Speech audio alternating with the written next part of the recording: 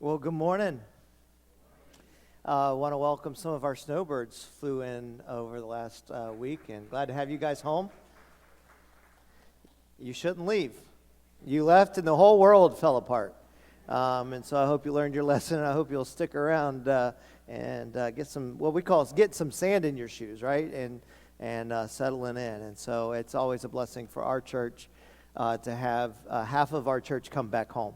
And we miss you dearly when you're here. And for those of you still online, you know where you belong. And the street lights are on. It's time to go home. That's what I'm going to tell you.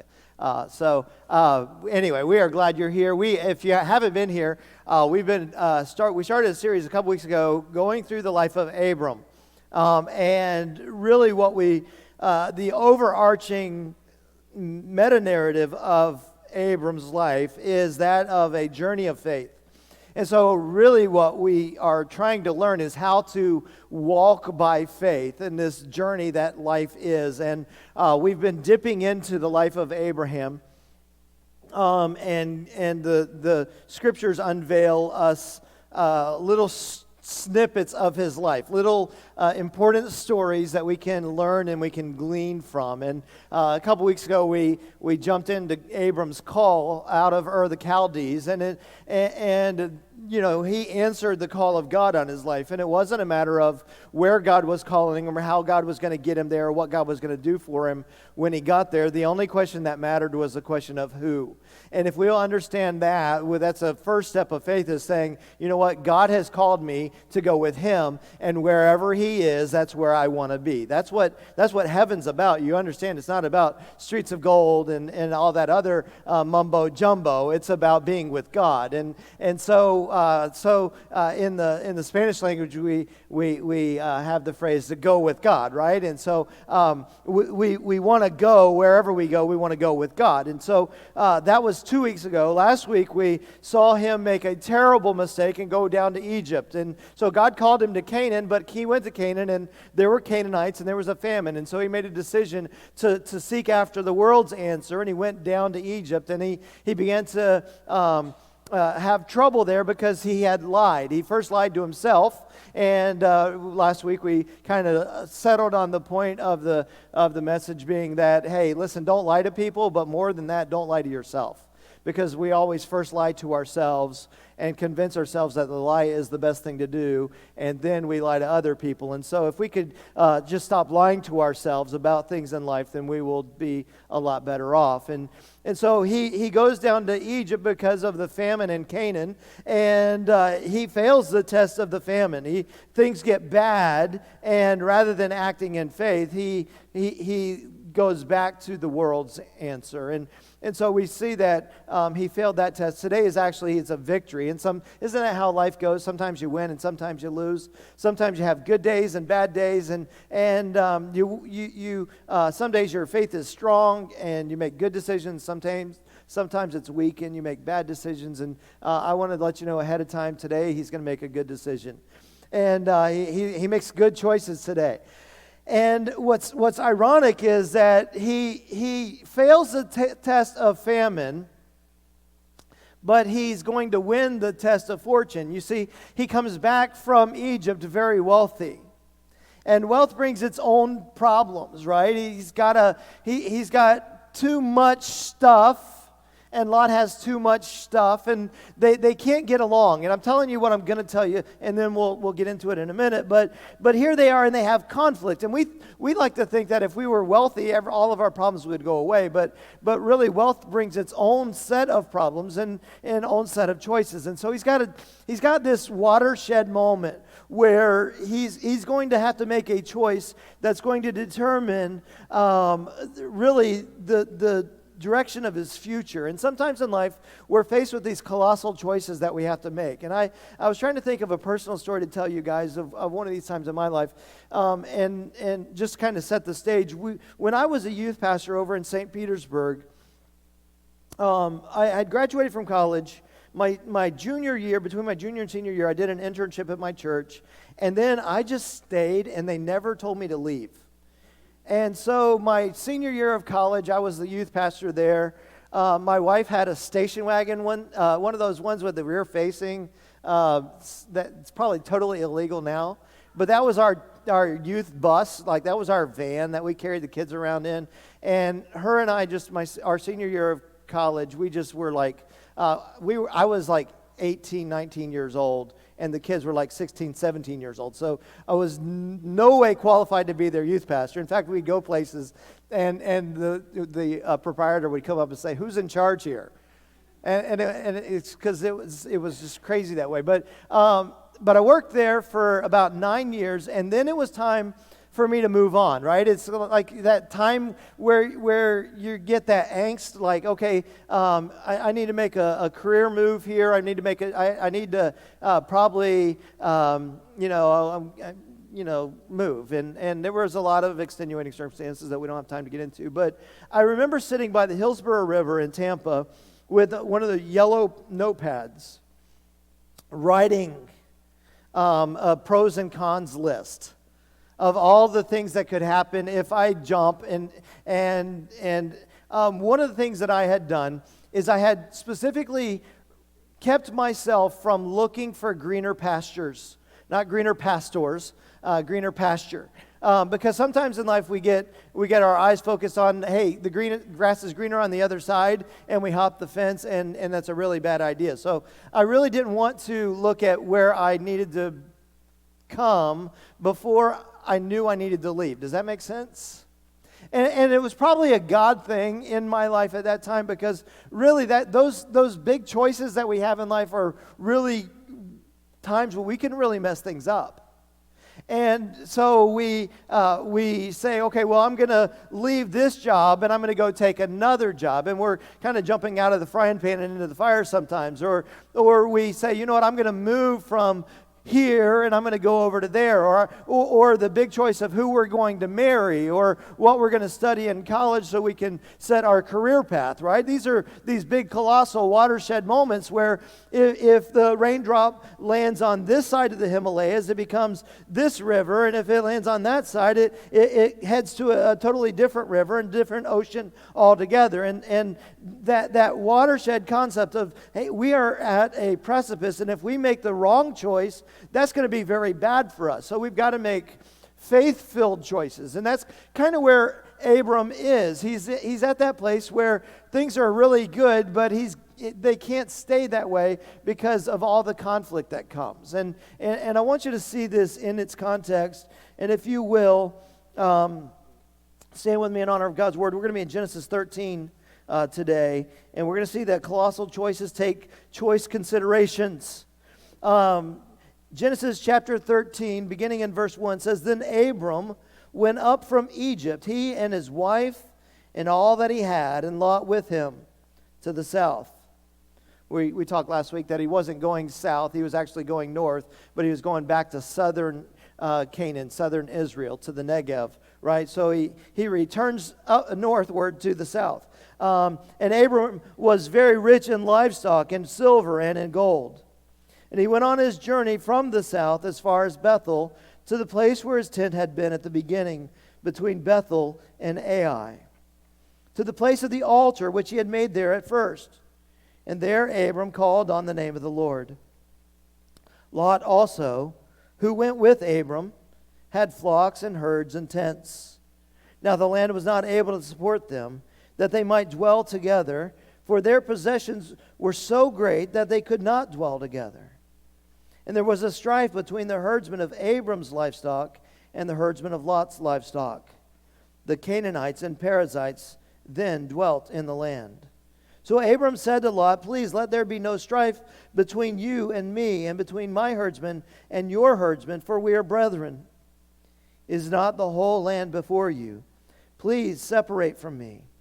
If you take the left, then I will go to the right. Or if you go to the right, then I will go to the left. And Lot lifted up his eyes and saw all the plain of Jordan, that it was well watered everywhere, before the Lord destroyed Sodom and Gomorrah. Like the garden of the Lord, like the land of Egypt as you go toward Zoar. Then Lot chose for himself all the plain of Jordan, and Lot journeyed east. And they separated from each other, and Abram dwelt in the land of Canaan, and Lot dwelt in the cities of the plain and pitched his tent even as far as Sodom. But the men of Sodom were exceedingly wicked and sinful against the Lord. You may be seated. Let's wrap our minds around these colossal choices. We actually find three big choices here in the text that we're going to consider. The first one is a choice made by Abraham, or Abram at this moment in time. And Abram makes the choice of peace. You saw there in verse 7 that he says that there was strife, and that he says, let there be no strife between us.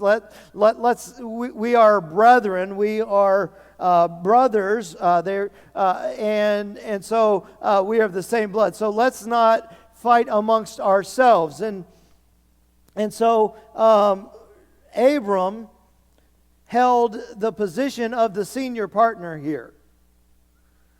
Abram was the big dog. If you had any question about that, there's a couple of indicators in the passage. First of all, it says that Lot went with Abram, so it was like he was like the sidekick. He was a tag-along. It also tells us that Abram, in verse 2, was very rich in livestock, in silver, and in gold. But when it describes Lot, who went with Abram, that he had flocks and herds and tents. So Abram is the senior partner in this business venture. He's the one with all the real wealth. And if anybody had a reason to make an executive decision to say, you know what, I've got more than you, and so I need to feed more livestock than you, so I'm going to need to take the better part of the land, it would have been Abram. But Abram decided very wisely here to make a faithful choice, a choice of trust, a faithful choice for peace. And we will see that peace develops as a result of trust. If a country has a good reputation of trust amongst one another, then there's usually peace and things go well. And where there's distrust, there's usually not peace. So if in the Japanese culture, the Japanese are very wealthy as a culture of people. Why? Because they are a culture of honor. They have no natural resources in Japan. Japan's just this tiny island. But everybody trusts each other because of their culture of a code of honor that they live by, right? And to be dishonored in their culture is a big deal. And so they live by this honor, and as a result of that, they have great success within their culture. Meanwhile, we have countries with great resources like Venezuela, where everybody is out to get one another, and there's a lot of distrust and there's a lot of conflict. And as a result of that distrust, even though they have great resources, there's not great wealth there. And so one of the things that builds a country or a family or a business is the ability to work on trust. And so we hear Abram begins to live a life of faith, and one of the ways that he does that is to choose peace over prosperity. Choose peace over prosperity, and that takes faith. It's an act of faith to say, you know what, I would rather have peace than have a bigger piece of the pie. I would rather our herdsmen get along than for me to be successful. And even though Abram was well in his rights to take the lion's share, he didn't, even though he was the lion there. And verse 7 says, there was strife between the herdsmen of Abraham's livestock and the herdsmen of Lot's livestock, and the Canaanites and the Perizzites dwelt in the land. So Abraham said to Lot, let there be no strife between you and me, and between my herdsmen and your herdsmen, for we're brethren. And it's no small matter that here the Bible references the fact that there were Canaanites and Perizzites in the land. So here's the reality. It's sometimes God's people begin to fight amongst themselves. And the one thing we need to kind of tuck back in our memory is that the enemy is always watching.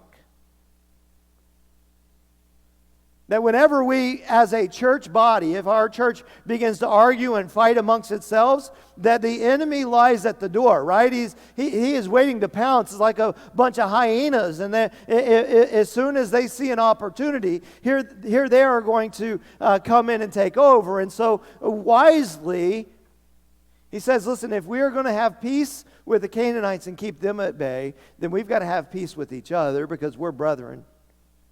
We've got to stick together. And so what we learn about Abram is he possessed a lot of wealth, but he was not possessed by his wealth.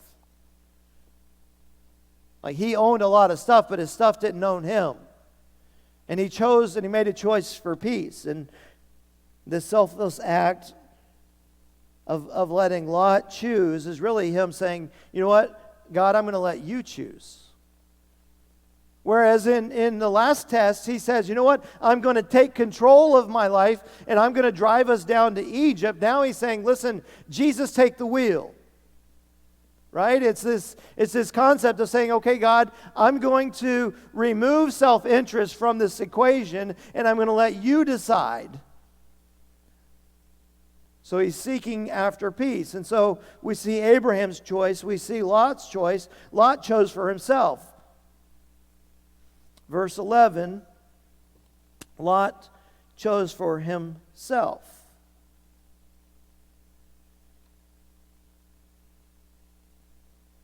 Lot is very typical of a lot of Christians.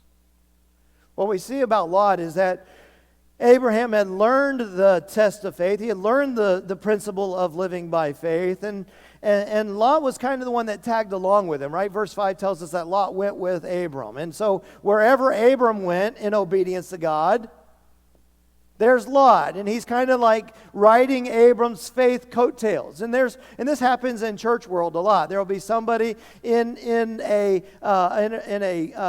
Christian small group or in a situation at work where you lead somebody to Christ and you become kind of their mentor spiritually. And as long as you're walking with God, man, they're walking with God. And as long as you pull them along, maybe it's a family member, and as long as they're under your roof, you're dragging them to church.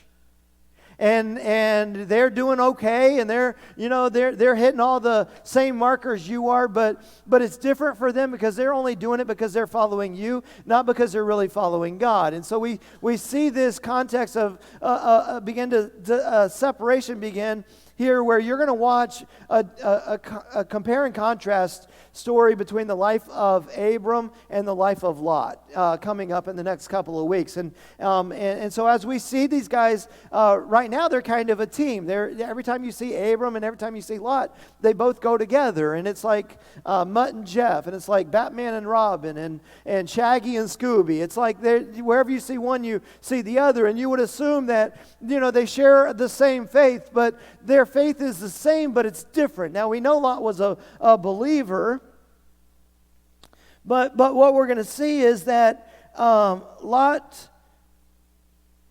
had a different kind of faith. His faith was dependent on Abram's faith. And he kind of let Abram be the spiritual leader in the relationship, and so he didn't really have to build up his own muscles because he kind of was like the guy in the back end of a bicycle built for two, and he's just kind of got his feet off the wheels and he's kind of just going for the ride. And now he was a believer according to the New Testament. We know that he was a follower of Jehovah God. He was a man of faith, but his faith was very weak, and he had everything that Abram had, except for Abram had an altar. And never do we see Lot visiting the altar. And I think that's the distinction that we begin to see in their life, that they're making choices. And so when it came time to choose, Lot stands up there and he looks out at the countryside and he sees where the Jordan River runs. So if you're looking at a map of Israel and you're looking straight on, you've got the Sea of Galilee up top, and then from there, the Jordan River kind of runs down until it gets to the Salt Sea, or the Dead Sea now. But this was before, remember that little parenthetical, this was before God destroyed Sodom and Gomorrah. So everything was lush. It was like the Garden of Eden. It was like Egypt's hanging gardens. It was something to behold. And Lot looked at that, and he made a choice. And for every 100 people who can go through a famine, there are very few, maybe one or two, that can withstand fortune. You want to ruin somebody's life, you let them win the lottery, and you got like a 95% chance that they're going to waste that money on riotous living, prodigal living, and that money will destroy them. And Lot's going to fail this test. He is going to fail horribly here. And Abraham chose peace, and Lot chose himself. John Phillips says the first question that comes to a soul is heaven or hell. Lot got that one right. He was a believer. The second question is heaven or earth.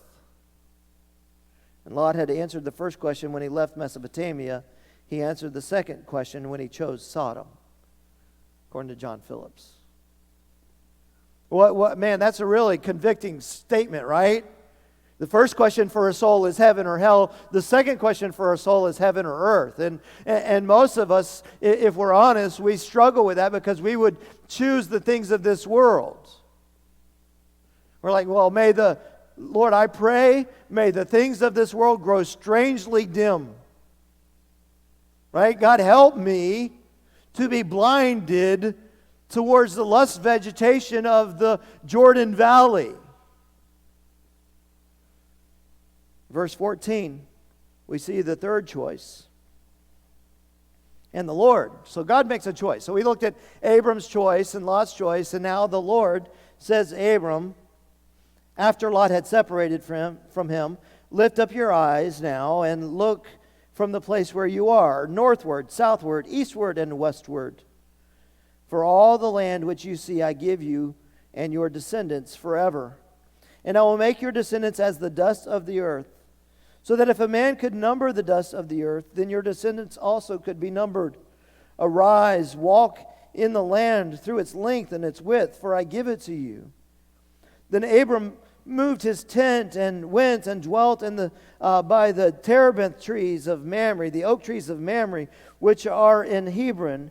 And he built an altar there to the Lord. And so here is this restatement of the blessing of the last chapter. So in chapter 12, God comes and he calls Abram to get up and leave Ur of the Chaldees, to go to the promised land, to the land of Canaan. And he says, listen, I'm going to bless you and you're going to be a blessing. And I'm going to give this to your descendants, right? And so here God's first blessing comes. And now God is going to, as a result of Abram's choice, Abram chose peace. Lot chose for himself. Abram should have chose for himself because he was the guy in charge, but he didn't. And because he acted out of trust and out of faith, then as a result of that, God says, you know what? I'm going to kick your blessing into high gear. I'm going to give you the performance bonus. I'm going to give you that extra little bit. And so God comes and he adds a couple of things. And one of the things that I like most about the additions here is that God says that in chapter 12, God says, I'm going to give this land to your descendants. But now God says, the land which you see I will give you and your descendants. So as before, Abram, he enjoyed the blessing of knowing that, hey, listen, I'm going to step out by faith and I'm going to be obedient to God, and my kids will be better for it. My grandkids will be better for it. My descendants will be better for it. But now God says, you know what? You've trusted me. Now I can trust you. And God gives it to Abram as well. And so now he's going to enjoy what God has for him. And we're going to see how God takes care of him there in Mamre and in Hebron. And so God chooses to bless him and give it to him now. And this is a transition from the explorer to the pioneer, to the settler, right? It's this, you step out, when you're an explorer, you go out by faith. You don't know, we celebrated Columbus Day this last week. And the reason we celebrate Columbus is because he was a guy who left and sailed across an ocean when everybody said, you know what, you're going to get to the waterfalls when everything goes off the edge and fall into outer space. And there's something to be said about somebody who steps out by faith, right? This person of faith who will go beyond the limits, right? They're running out of food, and his crew is wanting to turn around. That amazing explorer who's willing to go out and to do that. These guys that are going to go and walk on the moon, or these people that are going to get in a spaceship and point it at Mars. I mean, that's an incredible amount of faith. And with no promise of ever getting there or ever having, any reward. What if Columbus had just kept sailing the ocean and the ocean was twice as big? Because we really didn't know how big the ocean was at the time. I mean, you think about the amount of faith that took to just keep sailing and keep sailing and keep sailing. And so those people are celebrated. And so we celebrate the explorer, but we also celebrate the pioneer. The people are going to just stick to it, right? They're going to move in, and they're going to clear some land, and they're going to cut down some trees, and they're going to plant some gardens. And so we celebrate Johnny Appleseed because he kind of went along the way, and he planted apple trees all the way to the west. Why? So that people could come behind him, and they could eat those apples, and they could also follow in his footsteps and get out there. And so we probably need to celebrate Columbus Day on Monday and Johnny Appleseed Day on Tuesday. And God says, listen, you're going to take a journey of faith and you're going to step out by faith. You're not going to get it right. But when you get it wrong, get back right. Get back on track as quickly as possible. And so we see Abram, and he steps out by faith. And then he gets off track. He goes down to Egypt, but he comes back and he's really wise now, and he makes really wise decisions, and he seeks peace. And Lot hasn't learned the lesson yet. And Lot's looking at the world around him, and he says, man, I'm going to serve myself.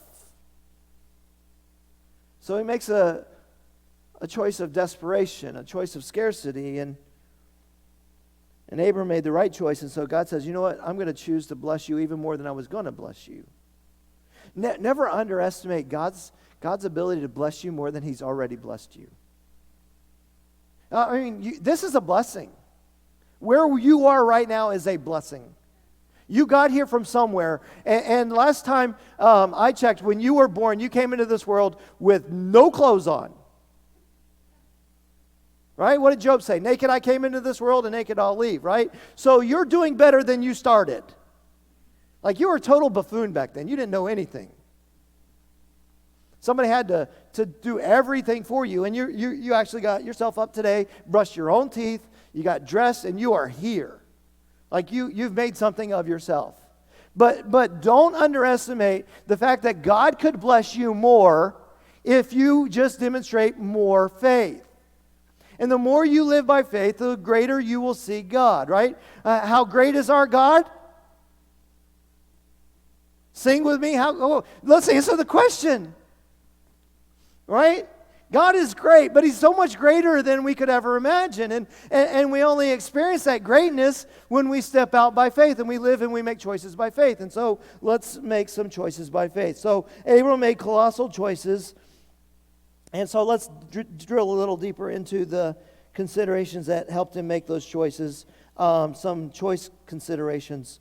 The first thing I really want to point out is that Abram's faith gave him the ability to be more generous.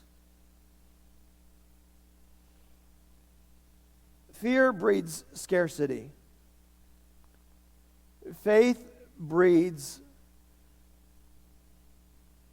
trust. Faith breeds the ability to be generous. I was telling Zach on Friday, this is like the last piece of chicken, right? You're in a couple hours, you're going to be at the lunch table. You're going to have that fried chicken sitting in front of you. You know who you are. And there's going to be 2 people left and 1 piece of chicken. Now, scarcity says, I better get mine now because there may not be some later. Faith says, well, maybe somebody's cooking some more chicken in the kitchen. Right? And so if you get yours now and all of a sudden they come out with the fresh chicken and set it down on the table, then you're going to eat the old chicken. It's been sitting in the kitchen for at least 15, 20 minutes before it got put on the table for at least 15 or 20 minutes, and you're going to be eating the old chicken, or you could enjoy the good stuff, but you got to live by faith. And living by faith allows you generosity. It says, you know what, I'm not going to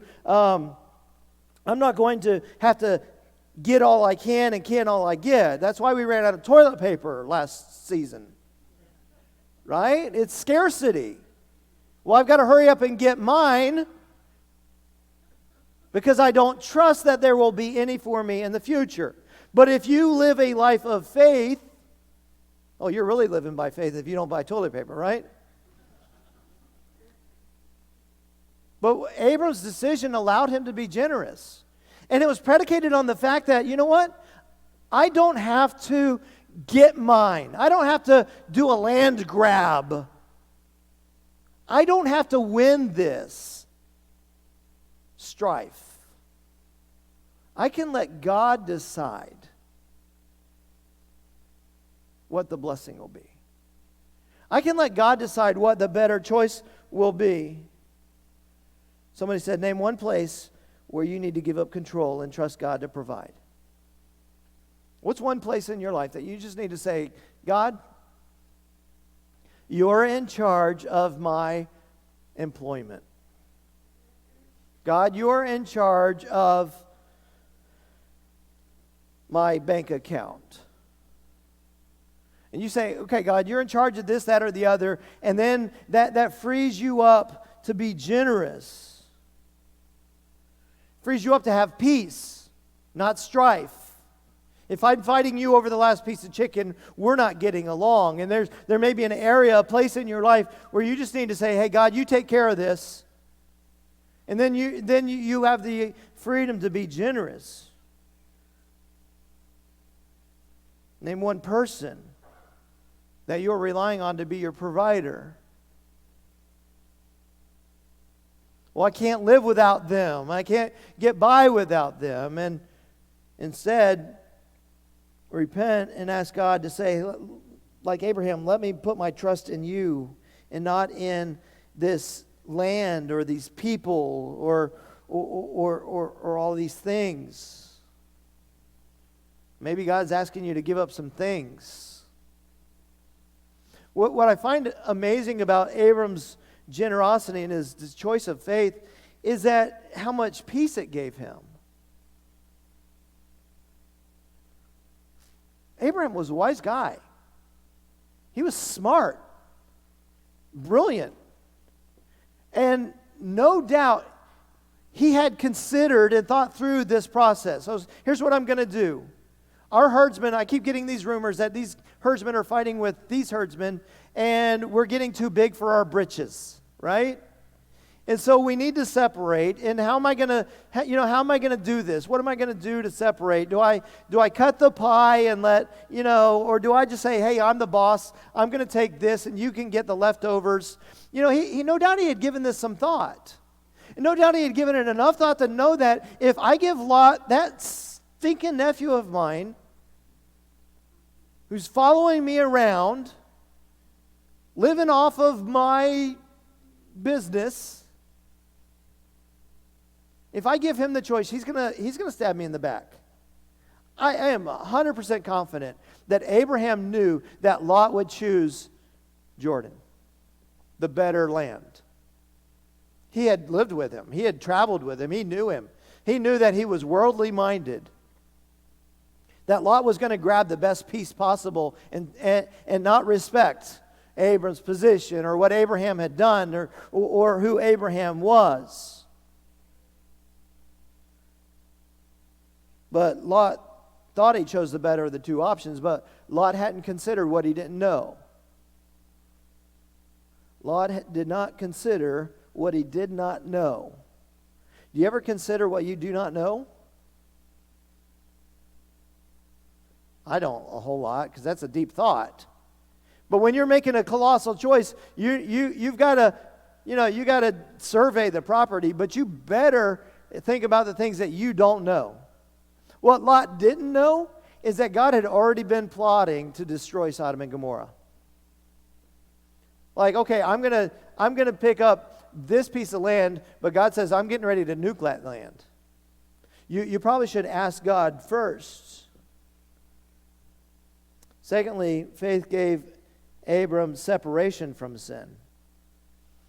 Verse 11 tells us that it was like a Garden of Eden, but verse 12 tells us that the men of Sodom were exceedingly wicked against the Lord. The older King James says before the Lord, and so I dug into it. And and what it truly says in the original language is that the men of Sodom were exceedingly wicked, the Lord. And you're like, what's the, and there was like this blank left that you kind of fill in the blank. And so I grabbed a bunch of different translations. I even went back, someone had given me at Christmas a Geneva Bible from 1500s, and I even looked it up there. And most translators, for the sake of continuity, brought it into our modern language in a way to say that it was against God. But here's the concept, is that their sin was not hidden sin, it was blatant sin. We'll get into their sin a little bit later, but when sometimes we sin and we hide it, right? We're like secretive about it. We don't want anybody to know about our little private, little hidden sin. We've got a sin thing that we do, and we keep it hidden. I don't want anybody to know what I'm doing over here. We draw the blinds closed, or we sneak off into another city, away from where people might see us behaving this way.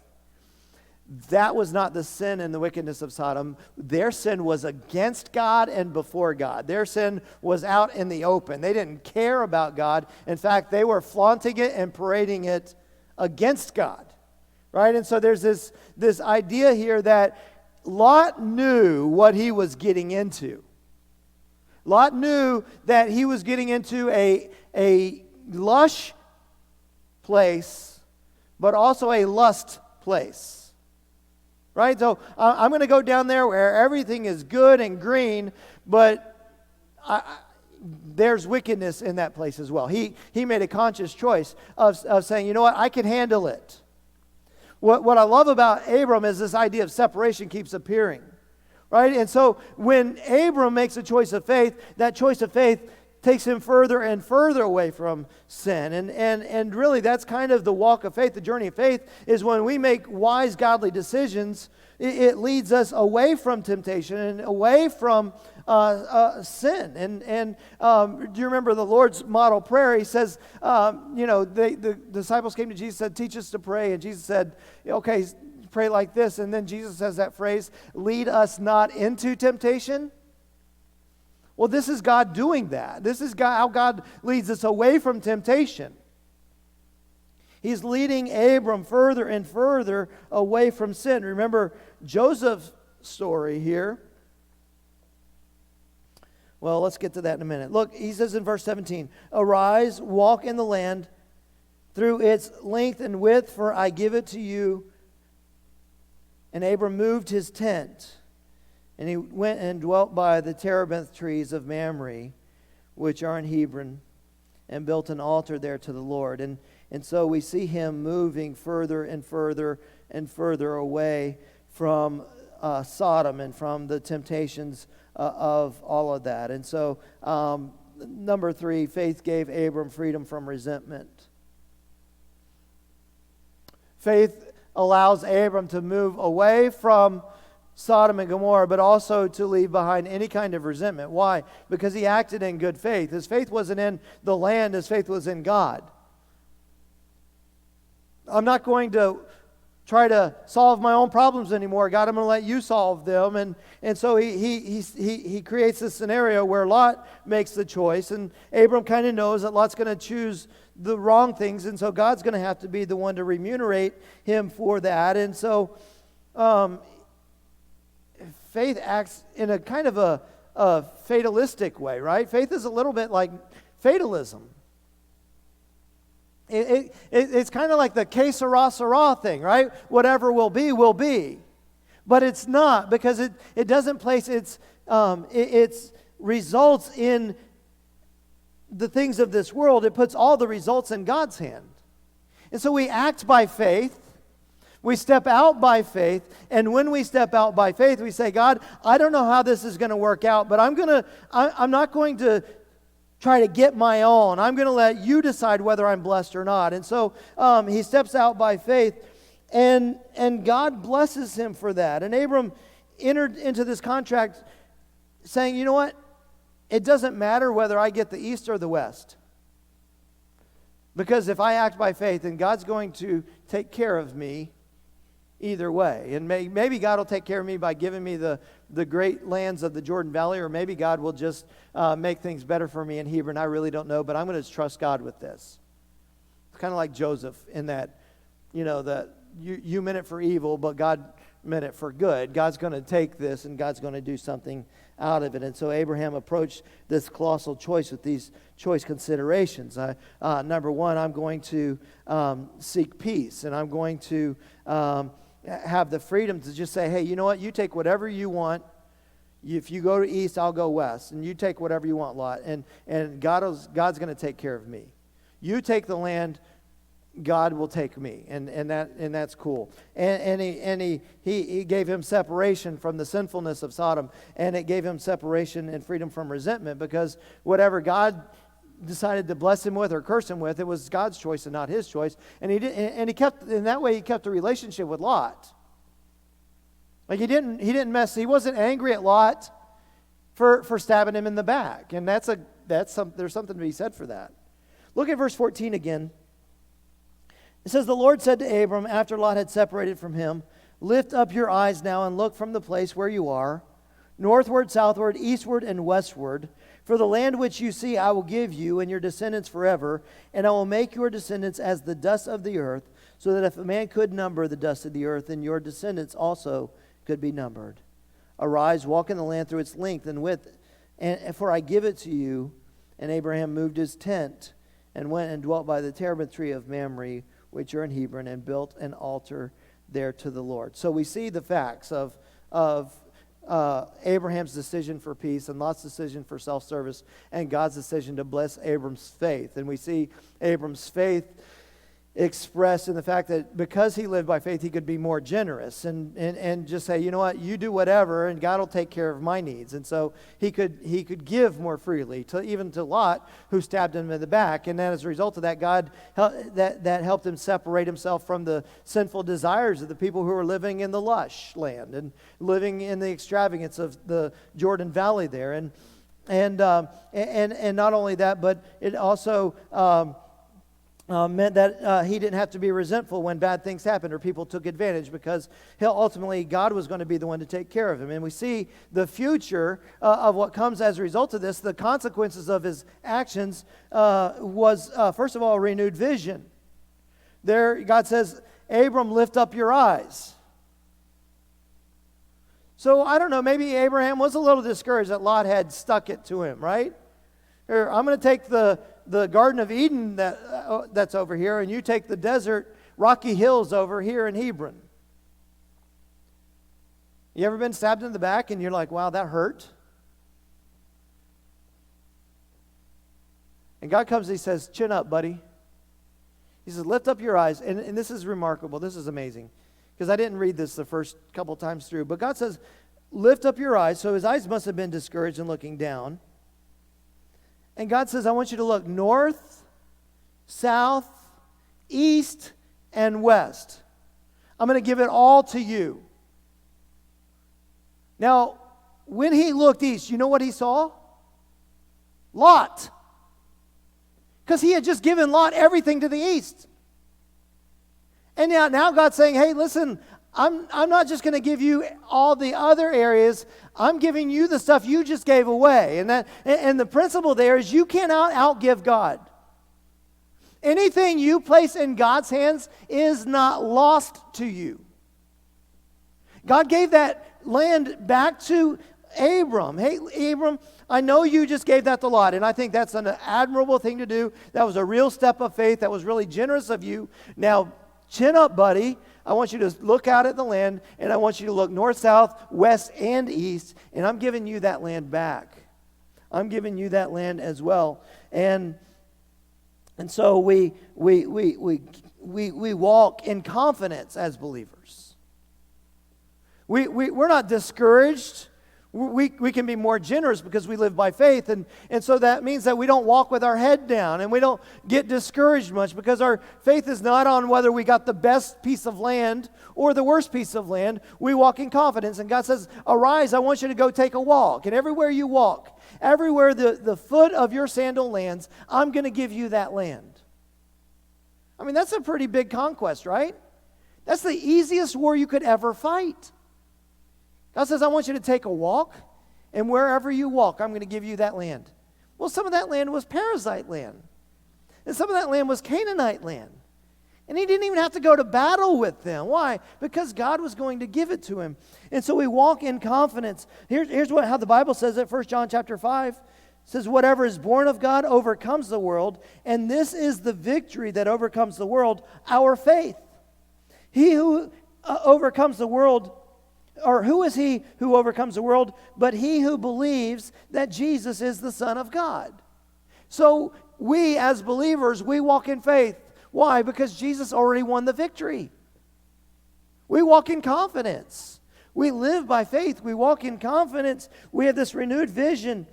Genesis 12:18 says, Abraham moved his tent and went and dwelt by the oak trees of Mamre, which are in Hebron, and built an altar there to the Lord. The third thing that Abram got out of the deal was another altar. What I love about the fact that he gets another altar, he didn't go to a new place and get a new God. He didn't go to a new place and have to build a new church to go and worship in. What he had was a better understanding of God. And when we make decisions by faith, and we let God determine the outcome and the consequences of those decisions, we say, God, I'm going to act in good faith. Right? God, I'm going to step out and I'm going to be generous and I'm going to let other people maybe even stab me in the back. But I would rather live by faith than try to live by scarcity. Then God has the opportunity to bless us, and whatever God brings along is another opportunity for worship. And I don't know if you've ever been in a bad spot, but you go through life and you get in a bad spot and you learn that God is there too. King David said in the Psalms, if I make my bed in hell, God, you're there. Even if I am lying in the coffin, you're still with me, God. And it's not until you get into those dark places that you find out that God is there as well. And so I pray that we'll make decisions of faith. Maybe you need to make a faith decision today to accept that Jesus is your Christ. Maybe you need to make a faith decision today to just trust him with some of these colossal choices that face us as a nation in the next couple of weeks.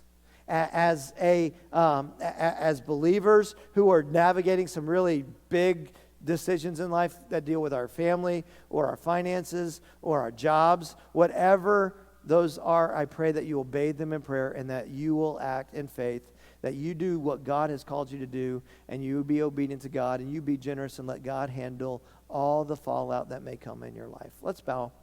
Lord, we love you. We are so grateful for you. Lord, I know that there are people here that are in the valley, and they're struggling. Lord, they need great faith to trust you. Lord, some of us will be faced with some big decisions this week. So, Lord, help us to act in faith, knowing that you are ultimately in control. Give us wisdom as we make some big choices as a nation. Lord, help us to honor your word, to honor you with our vote. God, help us. In Jesus' name, amen.